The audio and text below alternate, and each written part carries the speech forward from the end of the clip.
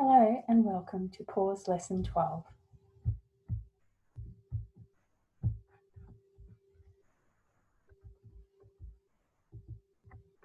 Today we are learning about mindful thinking so that we can observe our thoughts in the present moment.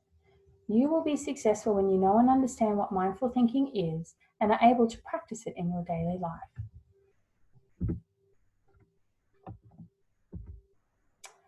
GoNoodle have some absolutely amazing little YouTube clips that you can use.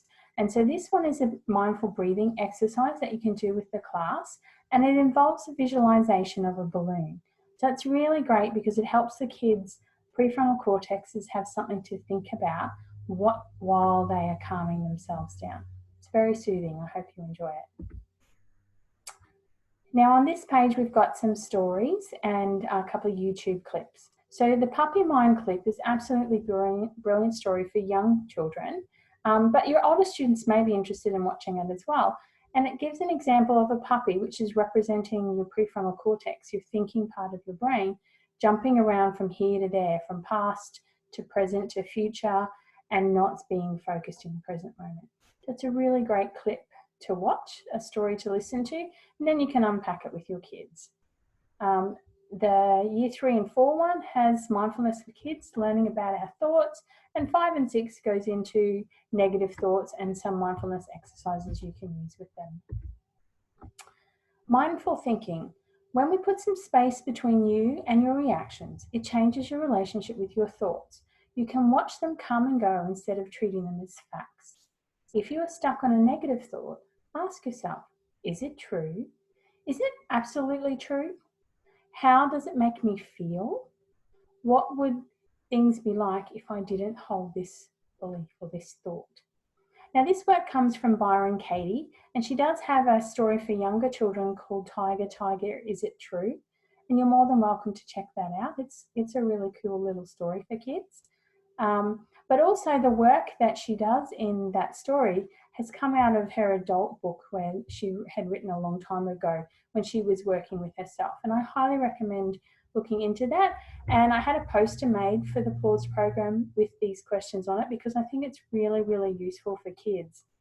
Teaching kids that our thoughts can just float across our mind like clouds float across the sky is a really, really great technique.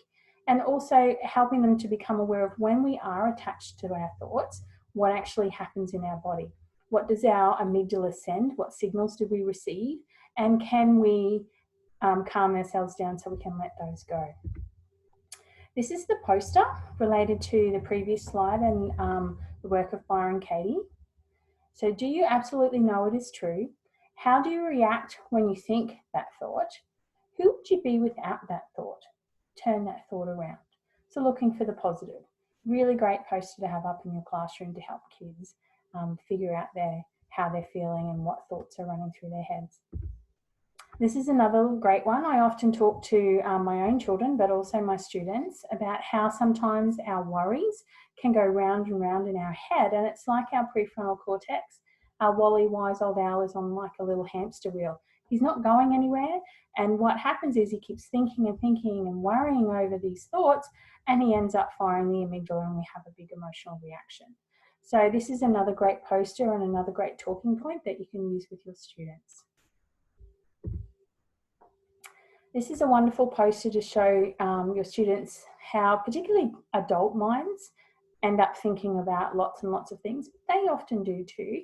And that when we're talking about being mindful and mindful thinking, we're paying attention on purpose in the present moment, which means we're focusing on our here and now. And as you can see in the picture, the man is walking. And so realistically, if he was mindfully walking and mindfully paying attention, he'd be thinking about his surroundings. However, he's thinking about lots of work and that. So that's another really great talking point you can have with your kids. This is an activity book from the student booklet, if you are using those, that you can talk to the kids and fill this out with them. Thanks very much for your time.